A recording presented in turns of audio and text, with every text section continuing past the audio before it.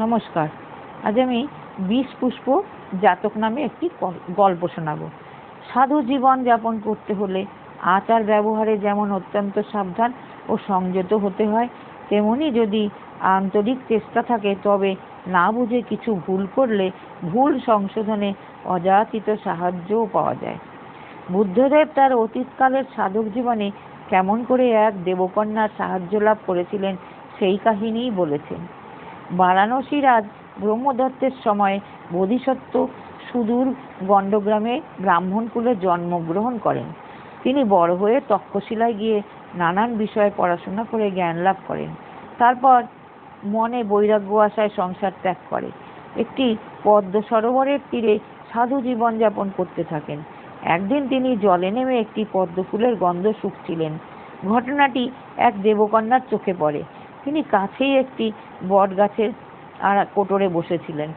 সেখানে বসেই তিনি নিজের গাথাটির মাধ্যমে বোধিসত্ত্বকে ডেকে বললেন, ফুলটি কেহ দান করেনি তোমা, গন্ধ শোকা হয়নি উচিত কাজ, এক ধরনের চুরি বলে একে, গন্ধ চোর যে হলো মহারাজ।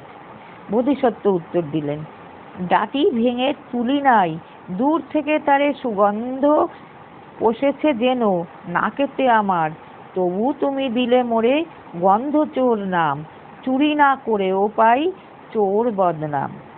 এমন সময় আর একজন লোক এসে সরোবর থেকে ঘোড়া খুঁড়ে পদ্মডাটি তুলতে লাগলো।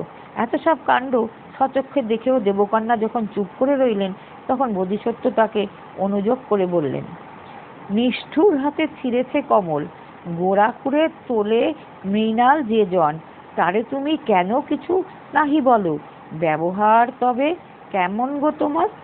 এবার দেবকন্যা পরপর দুটি গাথায় জানিয়ে দিলেন। তার দৃষ্টিতে নবাগত লোকটির সঙ্গে বোধিসত্ত্বের তুলনা করলে দেখা যায় তফাৎ কোনখানে, এবং কেনই বা তিনি লোকটিকে সদুপদেশ দেওয়ার যোগ্য মনে করেননি। ময়লা লাগা কাপড় যেমন, মন্দ কাজের ফলটি তেমন, মুখ না খুলেও হেরিগো তার দুষ্কার্যটি পরিষ্কার, তোমার মতো পুণ্যবান সদুপদেশ তারাই পান।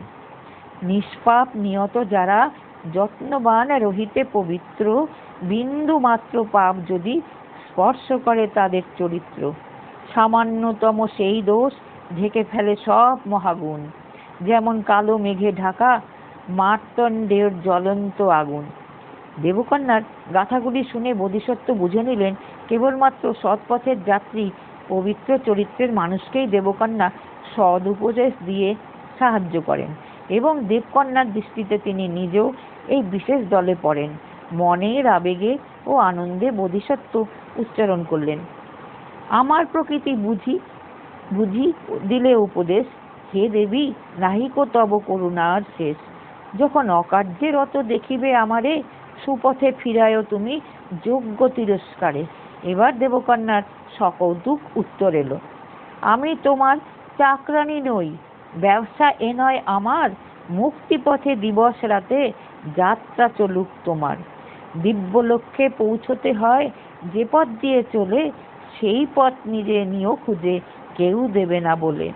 দেবকন্যা বোধিসত্ত্বকে উপযুক্ত উপদেশ দিয়ে নিজের বিমানে উঠলেন।